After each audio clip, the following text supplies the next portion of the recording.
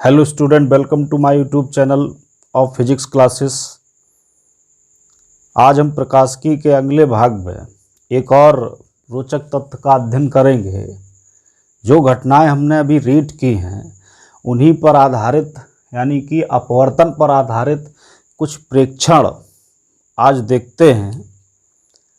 वो किस तरीके से हैं देखिए।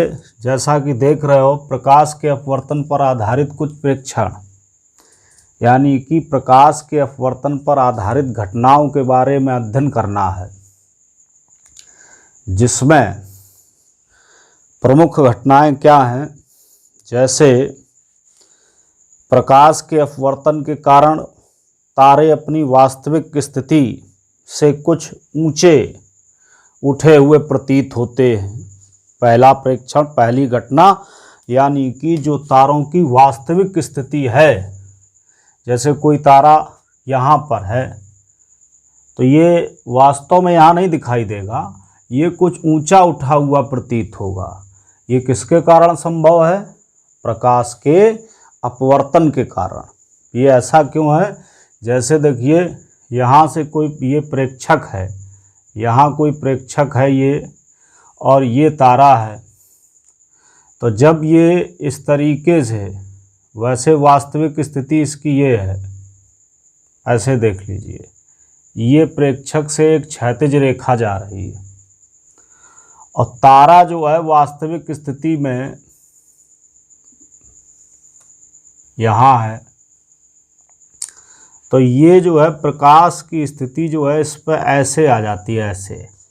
तो जब ऐसे आ जाती है इस तरीके से, तो जब ये ऐसे मूव करके आएगा प्रकाश किरण, तो ये जो है प्रेक्षक को यहाँ से अगर सीधा कर दो तो इस जगह से प्रतीत होगा। और ये किसके कारण संभव हो जाएगा? प्रकाश के अपवर्तन के कारण। ठीक है। दूसरा प्रेक्षण अगर इसमें देखें तो प्रकाश के, जैसे रात में समय देखते हो तारे जो है टिमटिमाते हुए ऐसे ऐसे करते हुए नज़र आते हैं। देखो जरा, दिखाई दे रहे हैं? ये इस तरीके से टिमटिमाते हुए इसलिए नज़र आते हैं क्योंकि इसमें प्रकाश के अपवर्तन की घटना लगती है। प्रकाश का अपवर्तन तो समझ ही गए। जब कोई प्रकाश किरण एक माध्यम से दूसरे माध्यम में प्रवेश करती है तो वह अपने मार्ग से विचलित हो जाती है, यानी उसका मार्ग परिवर्तित हो जाता है, यानी उसकी प्रकाश की चाल और तरंग दैर्घ्य बदल जाती है।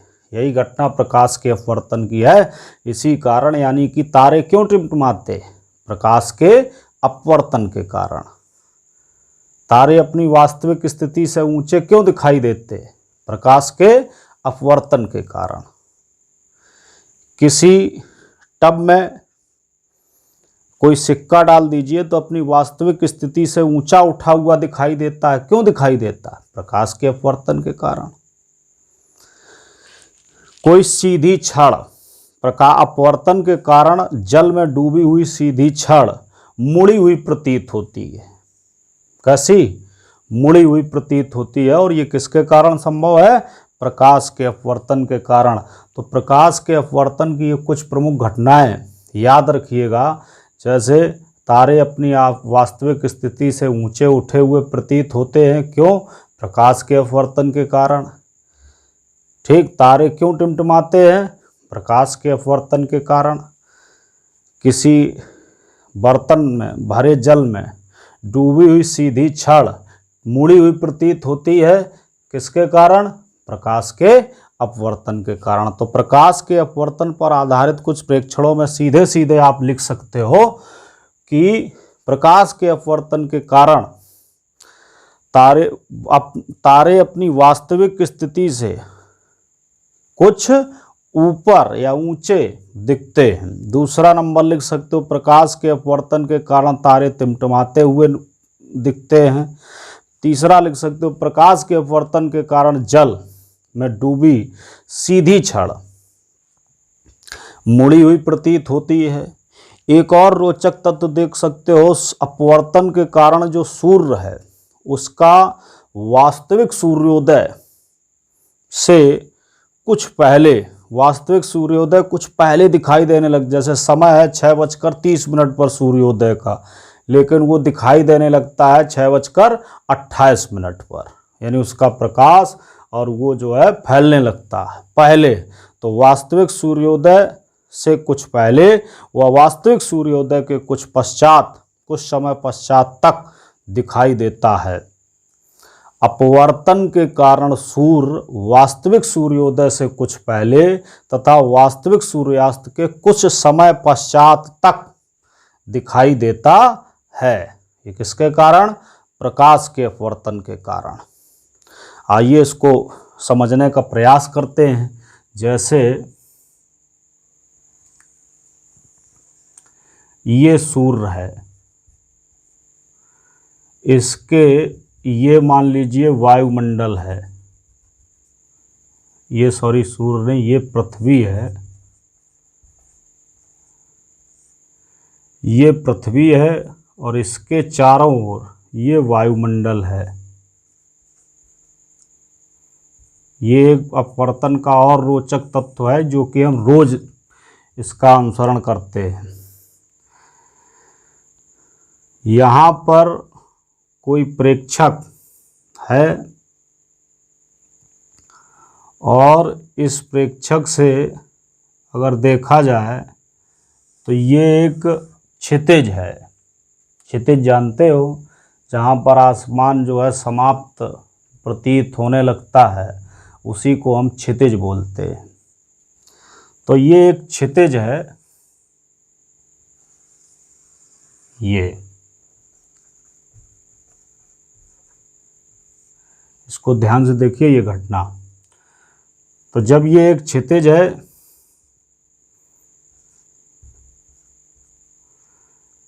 यहाँ पर सूर्य की स्थिति है, मान लो ये डूब गया या अस्त उदय हो रहा है इसका,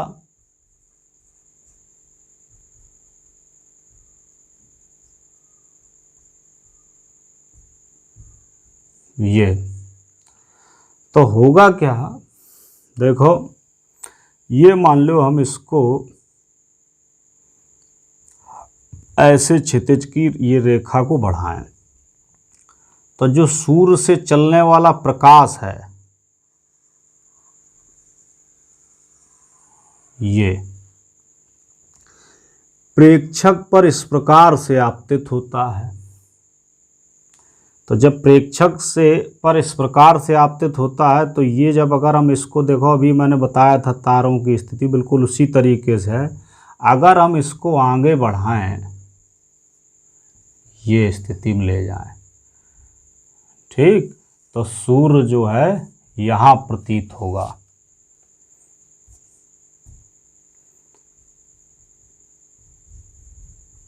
ये तो इसका कारण क्या है कि ऐसा क्यों हो जाता है, ये समझना है। ठीक, जैसे सूर्योदय होने वाला है लेकिन ये पहले से ऊपर दिखाई दे रहा है, तो इसमें कुछ डिफरेंस हो जाता है।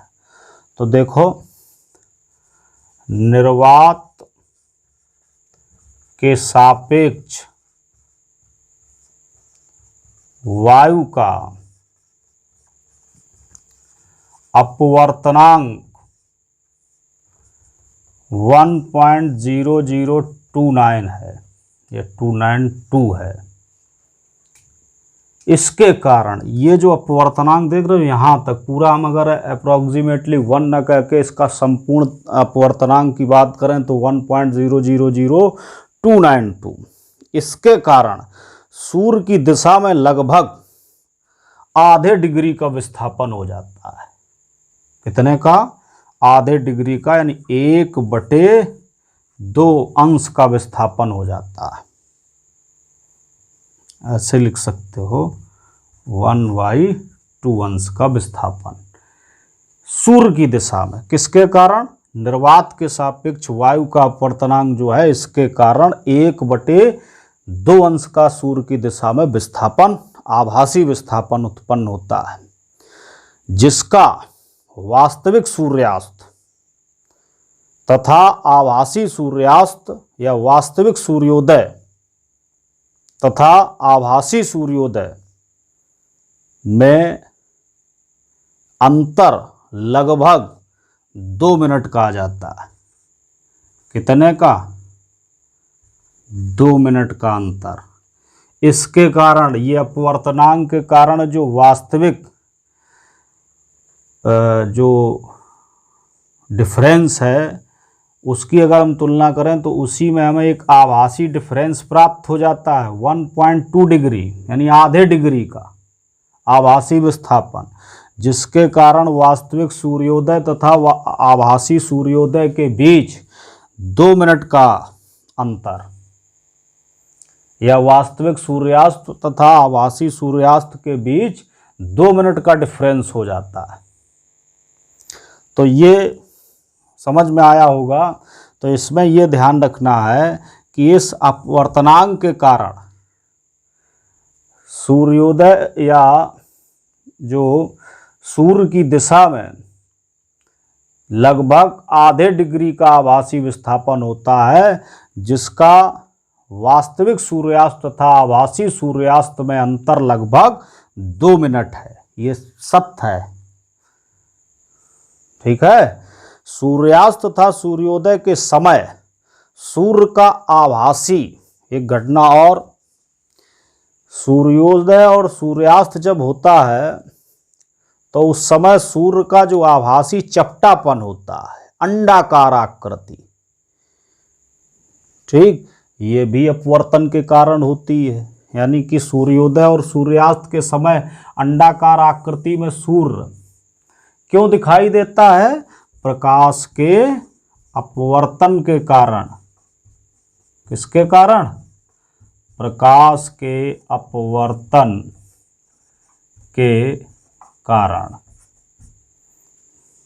ठीक। तो ये प्रकाश के अपवर्तन पर आधारित कुछ प्रेक्षण हो गए, यानी कि तारे अपने वास्तविक स्थान से कुछ ऊंचे उठे हुए प्रतीत होते हैं। क्यों? प्रकाश के अपवर्तन के कारण। तारे क्यों टिमटिमाते हैं? प्रकाश के अपवर्तन के कारण। जल में डूबी हुई छड़ मुड़ी हुई क्यों प्रतीत होती है? प्रकाश के अपवर्तन के कारण। सूर्योदय और सूर्यास्त का सूर्य कुछ पहले क्यों दिखने लगता है? प्रकाश के अपवर्तन के कारण। और इसमें जो सूर्य की दिशा में जो आभासी विस्थापन होता है वो 1/2 डिग्री, आधे डिग्री होता है, जिसके कारण सूर्योदय, वास्तविक सूर्योदय और आभासी सूर्योदय के बीच 2 मिनट का डिफरेंस आ जाता है। आइए इसके लिए एक एग्जाम्पल देखते हैं। देखिए स्क्रीन पर।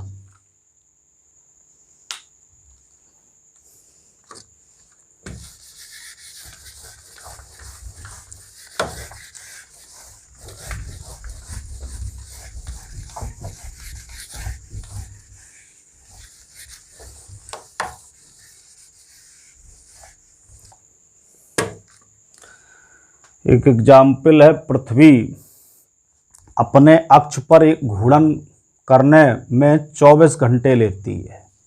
ये तो सभी जानते हो।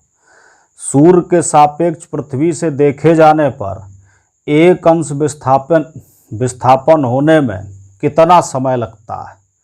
सूर्य के सापेक्ष पृथ्वी से देखे जाने पर 1 अंश विस्थापित होने में कितना समय लगता है, ये देखना है। तो पृथ्वी अपने अक्ष पर घूर्णन कर रही, यानी 360 विस्थापित होने में उसके द्वारा लिया गया समय, फॉर एग्जाम्पल में 360 अंश विस्थापित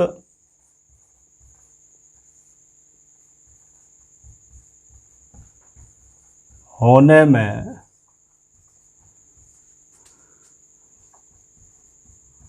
लिया गया समय 24 घंटे या 24 गुणा 60 मिनट।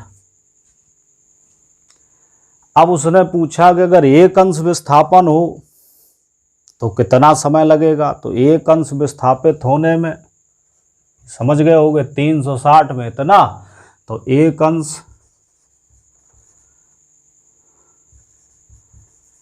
विस्थापित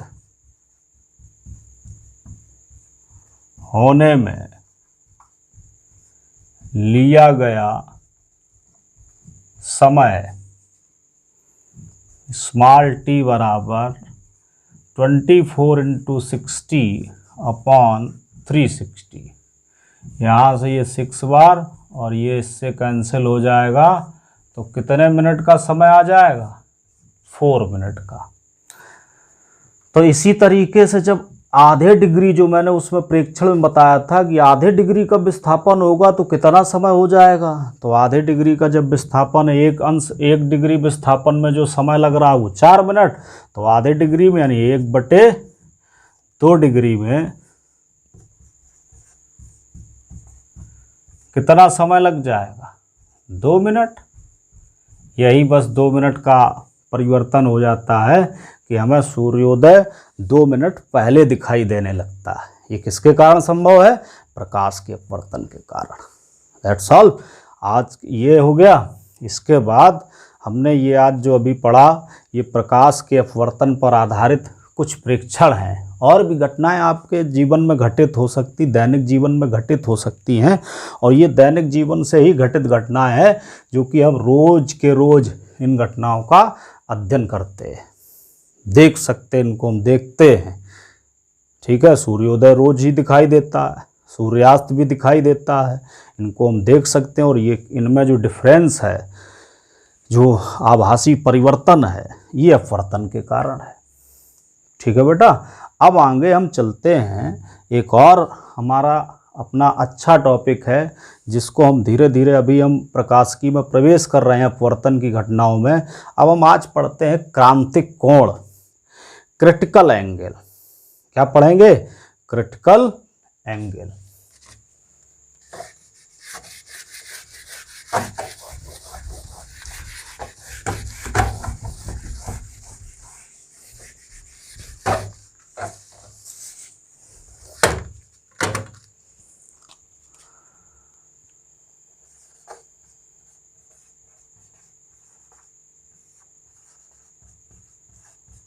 क्रांतिक कोण, क्रिटिकल एंगल, ये हो गया।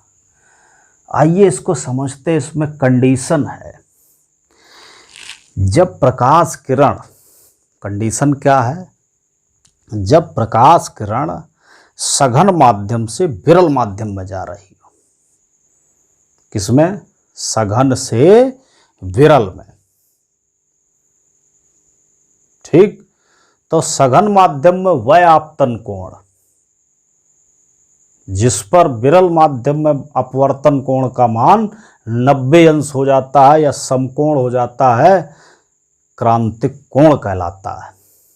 जब प्रकाश किरण सघन माध्यम से विरल माध्यम में जा रही होती है, ठीक, तो सघन माध्यम में ऐसा आपतन कोण या वह आपतन कोण जिस पर विरल माध्यम में अपवर्तन कोण का मान 90 अंश हो जाता है, क्रांतिक कोण कहलाता है। आइए इसको कुछ देखते हैं, समझते हैं। जैसे ये एक अपवर्तक पृष्ठ है। कौन सा पृष्ठ? अपवर्तक पृष्ठ।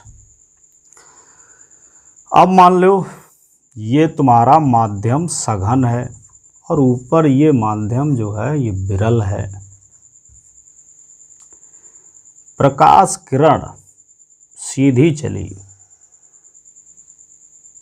जब सीधी चली तो जब सीधी जा रही है तो ये ऐसे सीधे निकल जाएगी, इसमें तो कोई परिवर्तन नहीं होगा। अब मान लीजिए प्रकाश किरण में हमने इसका आपतन कोण कुछ परिवर्तित किया, तो जब आपतन कोण जब परिवर्तित किया तो मान लो ये इस तरीके से यहाँ से ऐसे जा रही है,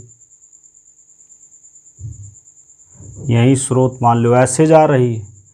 इस पर जब अविलंब डालेंगे तो विरल माध्यम में जाएगी तो ये अविलंब से दूर हट जाएगी, ऐसे हट गई। ठीक, ये आई हो गया और ये आर हो गया। इसके बाद हमने क्या किया कि कुछ फिर आपतन कोण का मान बढ़ाया। तो जब आपतन कोण का मान इसमें हमने ऐसे बढ़ाया ये, तो इस पे जो अविलंब बना ये देखो, ठीक है, ये आपतन कोण है मान लीजिए, इसका मान हमने बढ़ा दिया। लेकिन इतना ये बढ़ गया कि यहाँ से जो प्रकाश किरण थी ये उधर ना जाके इस अपवर्तक पृष्ठ के यानी उसी सीमा पर गमन करने लगी। तो ये जो कोण हो गया ये 90 डिग्री हो गया, यानी अपवर्तन कोण का मान 90 डिग्री हो गया। तो जब 90 डिग्री हो गया तो इसका मतलब ये जो आपतन कोण है यही क्या बन जाएगा, आपका क्रांतिक कोण बन जाएगा। ठीक है बेटा, क्रांतिक कोण की परिभाषा क्या है कि यदि प्रकाश किरण सघन माध्यम से विरल माध्यम में जाती है तो सघन माध्यम में वह आपतन कोण जिस पर विरल माध्यम में अपवर्तन कोण का मान 90 अंश होता है क्रांतिक कोण कहलाता है। और क्रांतिक कोण को C या IC से प्रदर्शित करते हैं। तो अब यहाँ पे जो हमने I लिखा था इसके स्थान पे हम क्या लिख सकते हैं बताइए, C लिख दे या IC लिख दे, यही क्या हो गया, क्रांतिक कोण हो गया। ठीक, अब इसमें देखिए कुछ क्रांतिक कोणों के मान हम लिखते हैं। नंबर 1, इनको आप लोगों को नोट कर लेना है, वायु जल के लिए C बराबर 48.75 डिग्री, 48.75 डिग्री। ऐसे वायु क्राउन कांच के लिए, दूसरा वायु, ये मैं वो बता रहा हूँ जिनकी आवश्यकता है, वायु क्राउन कांच के लिए C बराबर 41.14 डिग्री। इसके बाद इतना समझ में आ रहा है इसको, ये जो है क्रांतिक कोण है, जैसे वायु है जल है, तो वायु और जल के लिए क्रांतिक कोण की वैल्यू 48.75 डिग्री होगी। इस पर क्या होगा कि जब इतने कोण पर प्रकाश किरण जल से वायु में निकल रही होगी तो वो बस अंतरा पृष्ठ पर ही गमन करेगी, उससे बाहर नहीं जाएगी। इसी तरीके से फ्लिंट कांच का भी हम लिख सकते हैं। वायु और फ्लिंट कांच के लिए होता है 37.31 डिग्री, वायु और कांच के लिए 41 डिग्री 49 मिनट होता है। वायु और हीरा के लिए 44.41 डिग्री होता है, हम उसको लगभग 44 डिग्री बोलते हैं। कांच और जल, जैसे मान चलिए कांच का अपवर्तनांक ज़्यादा होता है, जल का अपवर्तनांक कम होता है, तो कांच की तुलना में जल विरल हो गया, यानी जिसका अपवर्तनांक कम होता है उसको हम विरल मान लेते एक के सापेक्ष दूसरे को। तो कांच और जल के लिए 63 डिग्री जो है क्रांतिक कोण होता है। ठीक है, तो इनको सबको मैं लिख रहा हूँ। तो वायु जल के लिए 48.75 डिग्री, वायु क्राउन कांच के लिए 41.14 डिग्री। अब हम अगर लिखें तीसरा पॉइंट, वायु फ्लिंट कांच के लिए C इक्वल टू 37.32 डिग्री, यहाँ 31 डिग्री। चौथा, वायु कांच अगर केवल लिखा जाए साधारण कांच, तो वायु कांच के लिए C बराबर, इसको हम लिखते हैं 41 डिग्री, ध्यान देना 41 डिग्री और 49 मिनट। क्या लिखोगे? 41 डिग्री और 49 मिनट। इसको क्या पढ़ोगे? 41 डिग्री 49 मिनट। वायु और हीरा के लिए,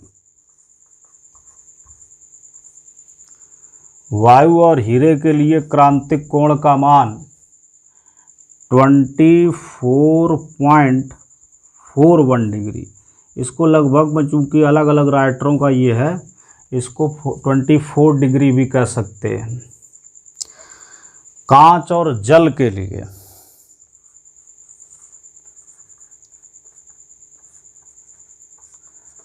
कांच जल के लिए C बराबर 63 डिग्री। तो ये कुछ जो है क्रांतिक कोण है, यानी जब प्रकाश किरण जल से वायु में जाए तो उस समय क्रांतिक कोण का मान कितना होगा?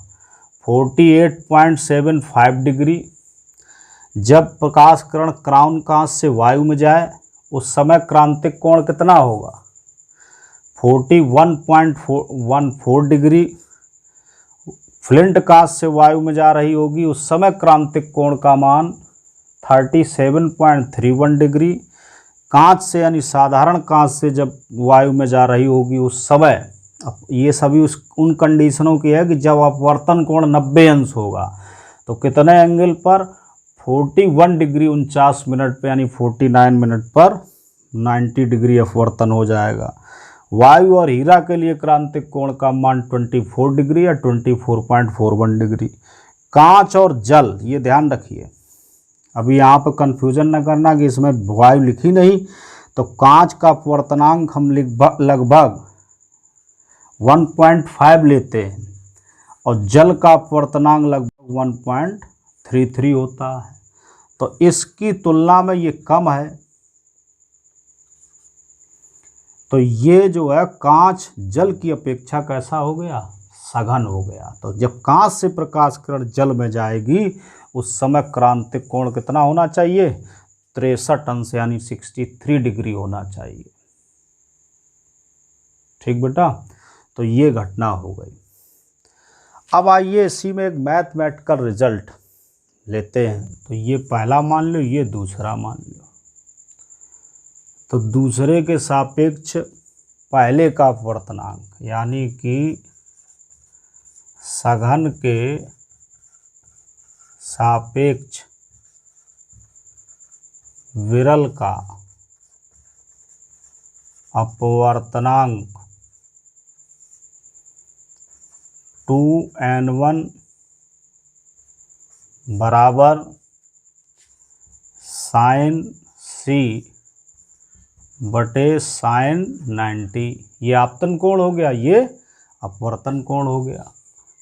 तो साइन 90 का यानी 2n1 बराबर साइन C। तो अगर हम इसको देखा, ये लिख गया, इसी को चूंकि 2n1 इक्वल टू लिख सकते हैं 1/1n2, इसलिए 1n2 बराबर क्या हो जाएगा? 1/sin C। तो ये रिजल्ट अगर आप लिखेंगे सघन माध्यम के सापेक्ष विरल माध्यम का अपवर्तनांक, तो हो जाएगा साइन C, यानी क्रांतिक कोण की ज्या। और अगर आप लिखेंगे ये जो रिजल्ट है, ये विरल माध्यम के सापेक्ष सघन माध्यम का अपवर्तनांक,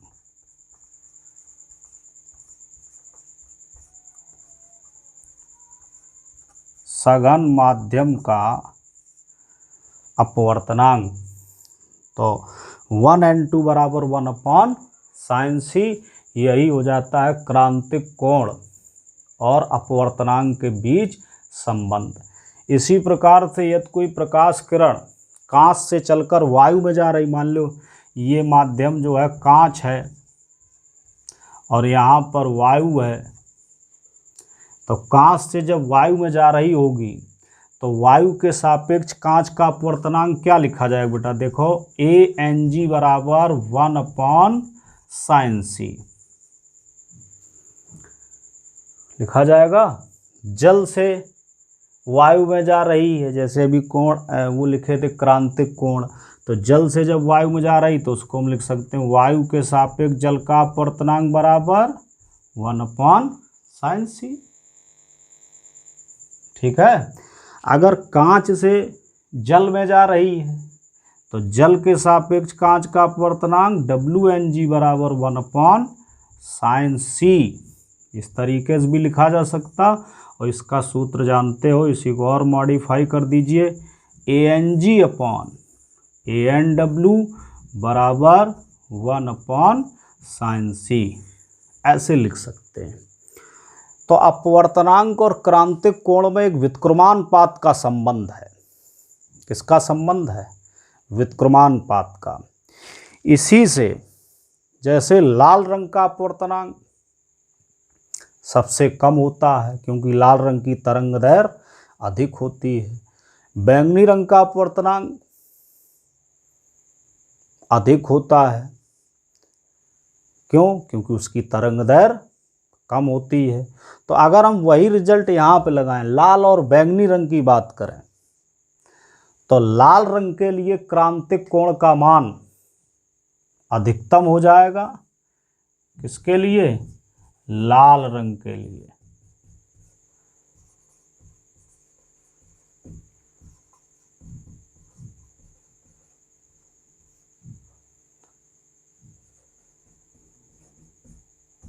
क्रांतिक कोण अधिकतम लाल रंग के लिए, और बैंगनी रंग के लिए क्रांतिक कोण, बैंगनी रंग के लिए क्रांतिक कोण न्यूनतम होगा। ठीक, जैसे प्रश्न पूछा जाए कि लाल रंग के लिए क्रांतिक कोण कैसा होता है बैंगनी रंग की तुलना में, तो लाल रंग के लिए क्रांतिक कोण अधिकतम और बैंगनी रंग के लिए क्रांतिक कोण न्यूनतम होता है। और ये बात ध्यान रखिए क्योंकि लाल रंग का अपवर्तनांक कम और बैंगनी रंग का अपवर्तनांक अधिक होता है। ठीक है बेटा, बस आज के लिए इतना ही। इसका अध्ययन करिए। आज मैंने जो घटनाएं पढ़ाई हुई हैं इनको विशेष तौर पर रिवीजन करिए, सॉल्व करिए। इसमें से अगर कोई एरर हो तो कमेंट करके पूछिए। That's all, it's okay.